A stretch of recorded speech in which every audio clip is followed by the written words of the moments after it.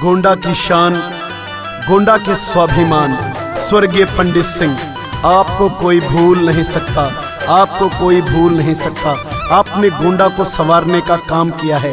जब से पंडित सिंह जी चले गए पूरा गोंडा रो रहा है, लेकिन आज उनके पुत्र सूरज सिंह भैया मैदान में हैं। मेरे भाइयों, इस बार मंत्री जी की आत्मा को शांति मिलेगी जब सूरज सिंह भैया विधायक बनेंगे। आपका बेटा, आपका सेवक सूरज सिंह, गायक गगनदीप सिंह।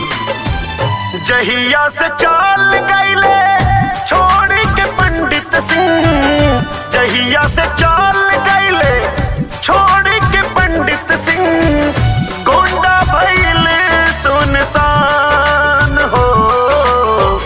जनता की सेवा में गुजारी थी जिंदगी, जनता की सेवा में गुजारी थी जिंदगी। मंत्री जी ऐसे इंसान थे ए भैया, मंत्री जी ऐसे इंसान थे।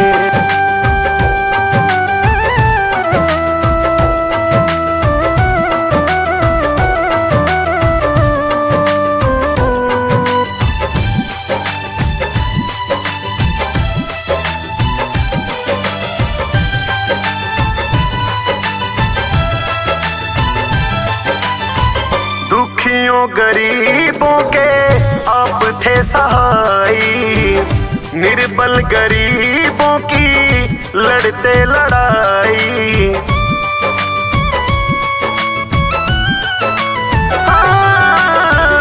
दुखियों गरीबों के आप थे सहाई, निर्बल गरीबों की लड़ते लड़ाई। सूरज भैया तूने दिल वाली बतिया, सूरज भैया तूने दिल वाली बतिया, केहू न रही परेशान हो। जनता की सेवा में गुजारी थी जिंदगी, जनता की सेवा में गुजारी थी जिंदगी। मंत्री जी ऐसे इंसान थे ए भैया, मंत्री जी ऐसे इंसान थे।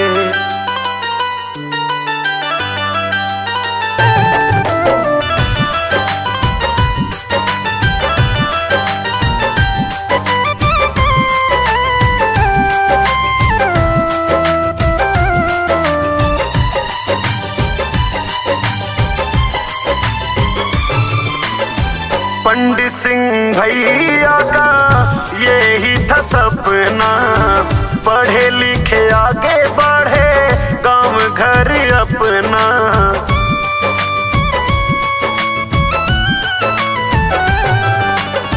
स्वर्गीय पंडित सिंह जी का यही था सपना, पढ़े लिखे आगे बढ़े गांव घर अपना।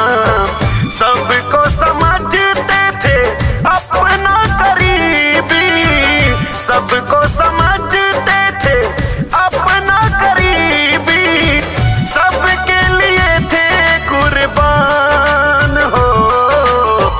जनता की सेवा में गुजारी थी जिंदगी, जनता की सेवा में गुजारी थी जिंदगी। मंत्री जी ऐसे इंसान थे ए भैया, मंत्री जी ऐसे इंसान थे।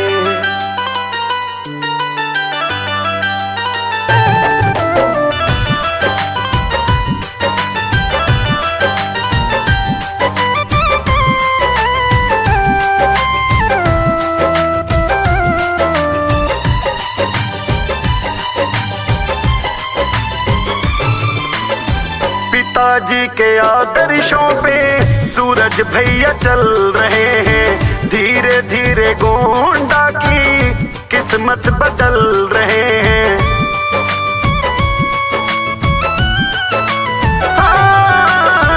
पिताजी के आदर्शों पे सूरज भैया चल रहे हैं, धीरे धीरे गोंडा की किस्मत बदल रहे हैं।